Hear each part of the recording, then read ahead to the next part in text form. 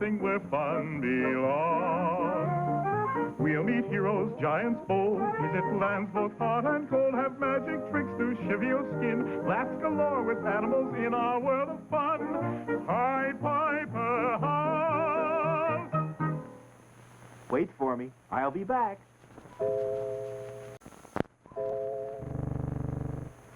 Do you always know what you want?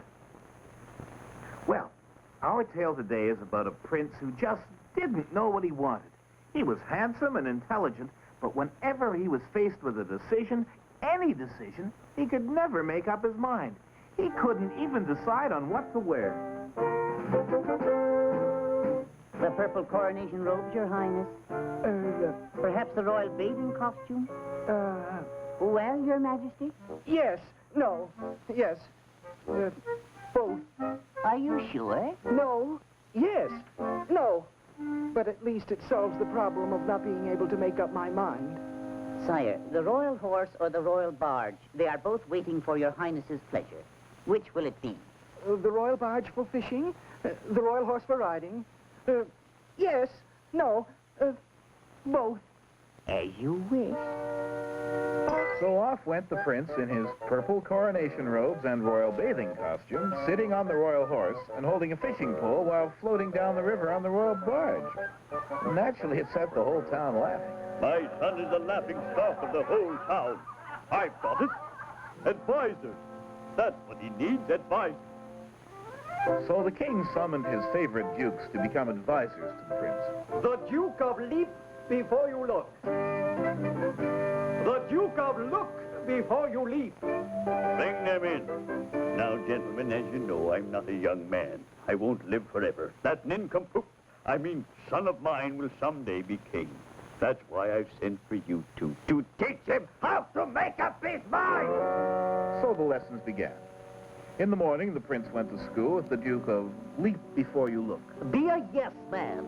Say yes with a smile, say yes with a frown, say yes on your feet or upside down, but say yes. And in the afternoon, the prince went to school with the Duke of Look Before You Leap. Be a no man. Say no with a smile, say no with a frown, say no on your feet or upside down, but say no. Months of training the prince to make up his mind went by. Finally, the time for a decision arrived. My boy, the time has come for you to choose a wife. Which of these lovely ladies will be your bride? The dark one. Good. Wait, the dark one is very nice, but... Obviously, you still can't make up your mind, so I will. Prepare a royal wedding. Before anyone could say yes or no, the wedding bells were rung, and the very next day, the whole court assembled. I shall read the wedding proclamation. It gives me great pleasure to announce the forthcoming marriage of my son, Prince of the Realm. Where is the prince? This morning I got him to say yes, he'd be at the wedding. And I got him to say no, he wouldn't miss the wedding. Oh dear, we'll be in disgrace if he doesn't show up. What can we do? Look, the king will be ours making his speech. Let's go and find the prince. Meanwhile, the prince was in the royal garden, unable to make up his mind. It looks as if they're going to make me go through with this after all. What shall I do? Shall I stay? Shall I flee?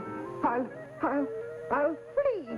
Good heavens! I've just made up my mind, and it feels so good! The prince ran into the nearest doorway, which happened to be the royal kitchen. Ah, made it! Whoops! So there you are. First day on the job and you're late. Never mind the flour. The cakes are all baked. Now over there and get to work with the icing. Icing? But I don't know how... Don't mind him. He's just upset because that silly prince is making so much extra work for us. Extra work? Yes. The prince won't make up his mind whether to have blue icing or red icing. So we just have to make enough of both kinds. Here, you start with the red, and I'll do the blue.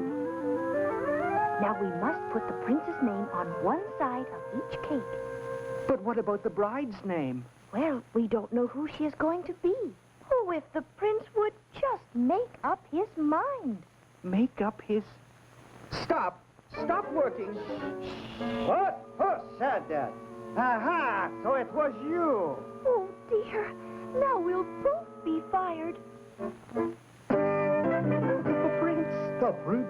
Your Highness. Now, stop all this silly double work. Tomorrow I shall send word as to what to prepare for the wedding.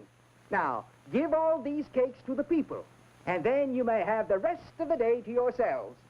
All except you. What is your name? Gwendolyn, sire. Please, I'm sorry for what I said. Come with me, Gwendolyn. Let it therefore be resolved that this marriage between my son and... Well, this is your last chance. Who will it be? Gwendolyn, Father. Gwendolyn?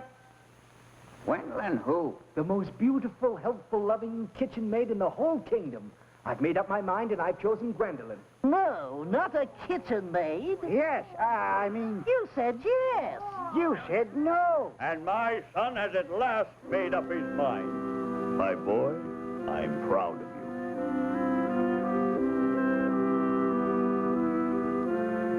So the two dukes became more humble. And the prince and his kitchen maid lived happily ever after, because at last the prince had learned to make up his mind. Now, have you?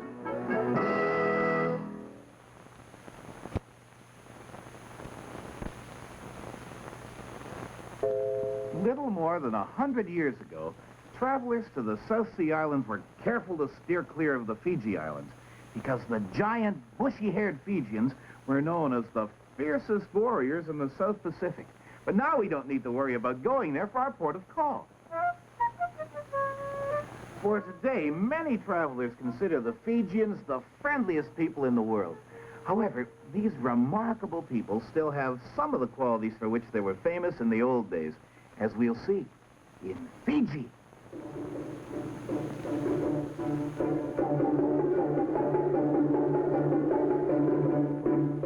The lolly drum announces the headman's message to the people of Bao that a distinguished chief will visit their village that evening, and the kava ceremony must be prepared to welcome him. So costumes of fresh grass and flowers have to be made for the foremost men of the village to wear, a job for the skilled hands of the women, helped as much as possible by the children. But Koro's father has to make a trip before the ceremony. And because it is a special day, he will take Koro with him.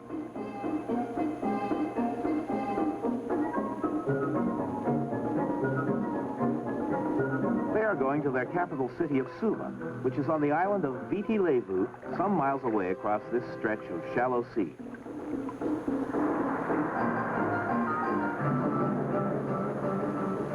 Koro has never been to the city before. Everything is strange to him, even the way his father gives away his lamp to be repaired. And now Father has some other things to do and tells Koro not to wander while he is gone. But Koro decides to wander just a little way, just to see what is happening on the block.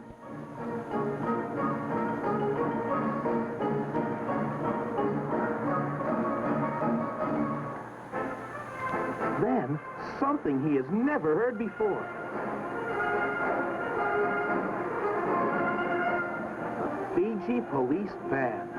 Oh, boy. Koro just can't miss any of this.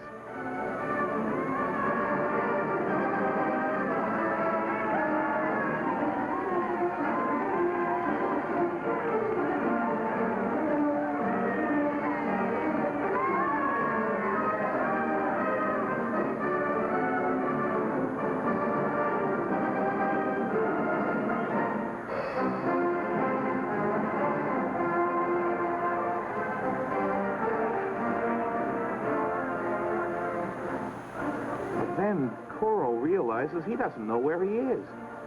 Oh, well. But how is he going to get back?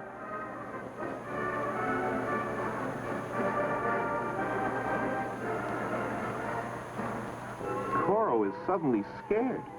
But the man coming to him wears a familiar sulu, or skirt like his own. He seems friendly. And the policeman that he calls wears a sulu, too.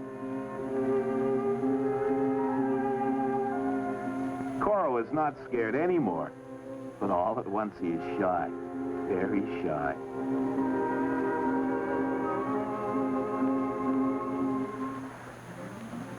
Koro Coral and the policeman are soon friends, and before long, it's hard to say who's leading whom. Coral is making sure he sees all he can today. The rugby football match is a little hard for him to follow, but the policeman explains the action to him.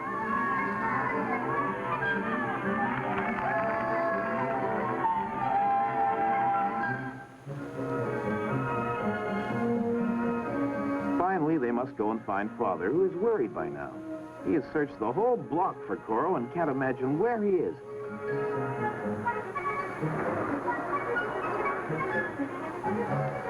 Ah, here he comes now. But with the policeman. What has happened to him? Where's he been? The policeman explains that Coral has merely been having a little tour, and that he is not in any trouble.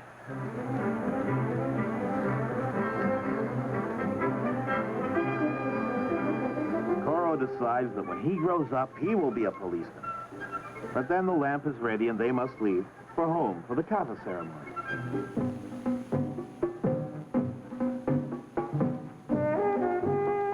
Kava is a powdered root which is mixed with water and strained through shredded bark to remove the grit.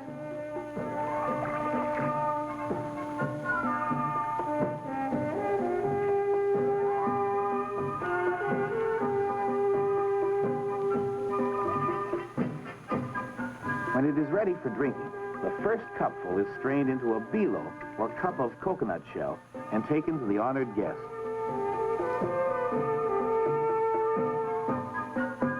With the other children of the village, Coral watches from a distance and wonders if the kava will ever be poured for him when he is a man.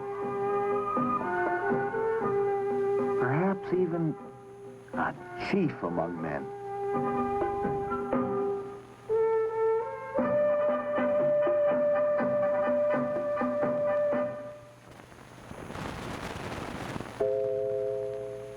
You know, when one person tries to interfere with another's personal life, it can lead to some surprising results, as we'll see with our friends Bessie the Bunny, Rupert the Rat, and Kookie the Kitten down on Animal Farm.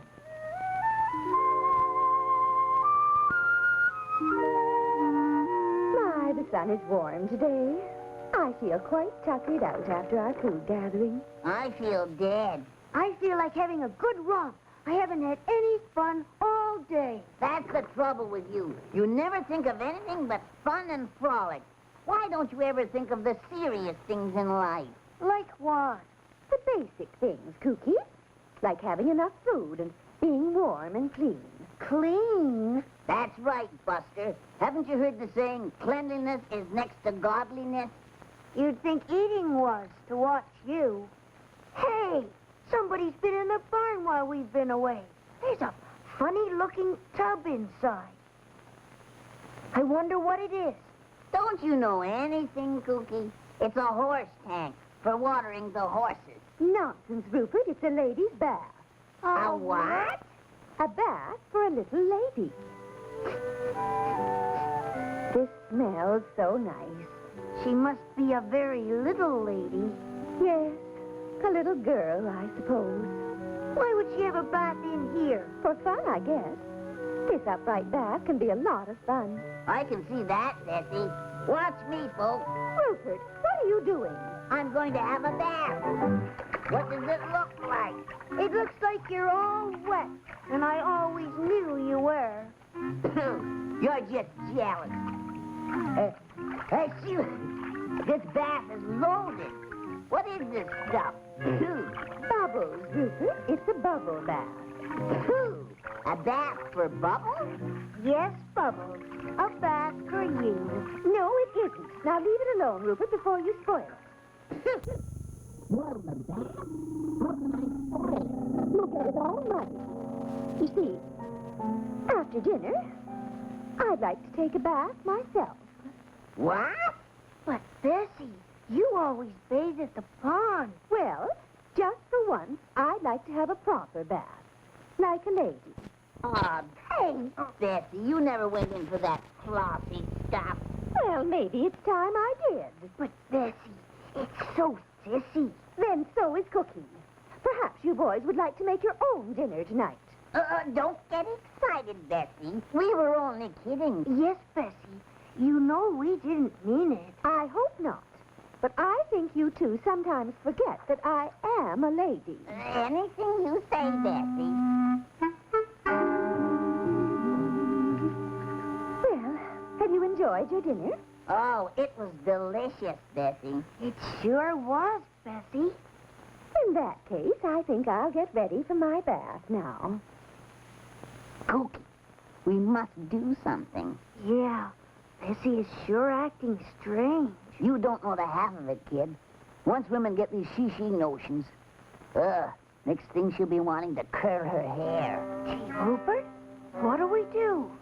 We've got to stop her from taking that bath. How? I've got an idea. I'm going to fall in and pretend I'm drowning. Mm-hmm. Then afterwards, Bessie will be so busy looking after me that she'll forget all about bathing. Come on. Okay. Here I go. Help! Bessie, come quickly! Rupert is drowning! These bubbles are making me sick now. Kookie! Bessie! Bessie! Help! Help! Kookie, help! You're doing great, Rupert. Keep it up. Bessie's coming. Help! Oh! Kookie, I am drowning. Mercy me! Don't just stand there, Kookie. Throw him something. Help! Grab this rope, Rupert. No! Rupert, are you all right? Rupert! Oh, I'm dying. Okay, Rupert, that's enough. Don't ham it up. I'm not acting. Rupert! Rupert! Rupert! Rupert! Rupert! Wake up now. Where am I? Back in your own bed, Rupert, dear. Yeah, you nearly drowned. But it's all over now, Rupert. How do you feel? Pretty weak. I'll get you some hot soup that I've prepared. I'm starting to feel better already. Well, your trick worked, Rupert. It did? Yes, Bessie has forgotten all about taking a bath. But one thing went wrong. You mean that I nearly drowned? No, that you didn't quite make it. Is that so? Well, let me tell you something, Buster. That's the last time I ever trust you with anything. I'm glad to see that you're back to normal, Rupert. Yes, Bessie. I guess we're all back to normal.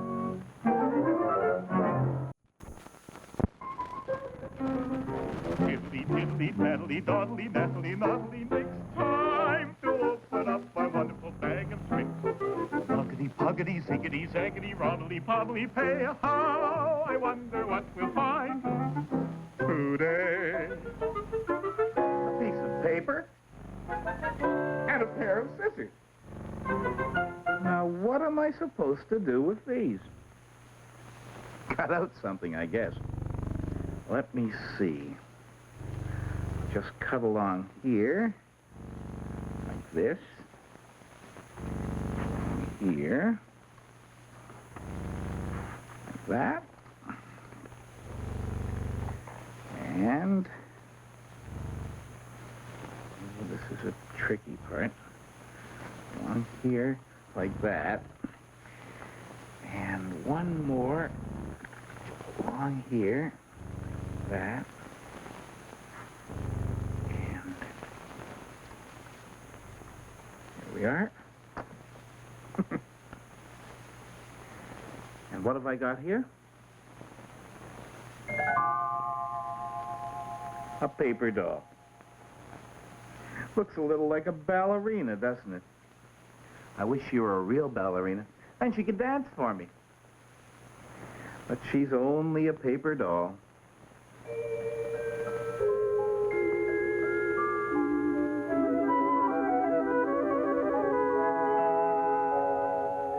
My goodness, who are you?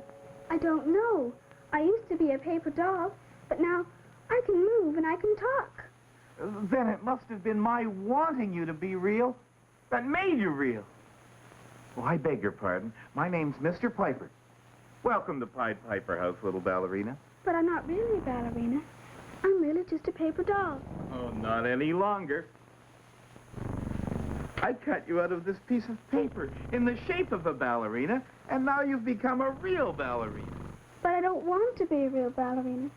I've never been with real people before. I wouldn't know what to say or do. I don't even have a place to stay. Oh, there. You can stay here with me. I've got all sorts of wonderful toys, and I've always wanted some company here. And who could be better company than you? Do you really mean that, Mr. Piper? I never meant anything more in my life. Say, wait a minute. I've got something for you. Come here. I'll pin it on for you. There. It's lovely. You know, I think I'm really going to enjoy staying here. Oh, Mr. Piper, I can't thank you enough. Well, you know, there is one thing you could do for me, ballerina. What's that, Mr. Piper? You could dance for me. I know I'm a ballerina, Mr. Piper, but just being a paper doll, I never learned how to dance. There's nothing to it. Now, you just listen to me, and before you know it, you'll be dancing. Ready? I'll show you, ballerina, how to dance. Don't be afraid. Come along, take a chance. Just walk around. It's as simple as can be. Suddenly you'll find you're dancing.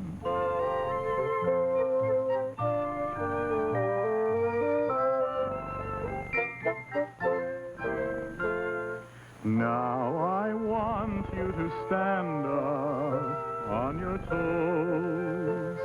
You'll find that you've taken up a ballet pose. Let your feet carry on now. They're on their own. Suddenly you'll find you're dancing. Mr. Piper, it's working. Look at me. I'm really dancing.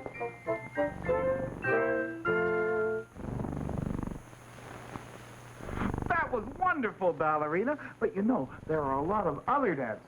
For instance, there's an Irish jig.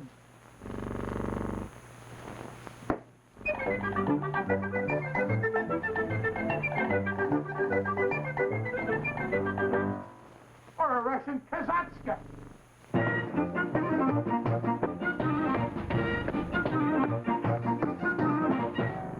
That was fun, Mr. Piper. I'm really enjoying this. Good. Now you've learned, ballerina, how to dance. All that you really had to do was take a chance. I've had fun just teaching my newly found little ballerina how to dance. Oh, Mr. Piper, that was wonderful. But I seem to be getting very tired. Oh, my goodness. Please help me. I'm getting weaker and weaker and weaker. Wait!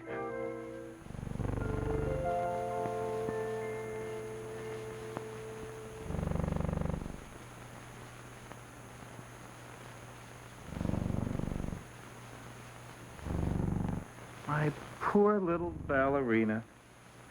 I guess she was only a paper doll after all. I'll say goodbye, ballerina, goodbye. Although when I do, it will be with a sigh. We'll meet again, ballerina, you and I. Till then, ballerina, goodbye.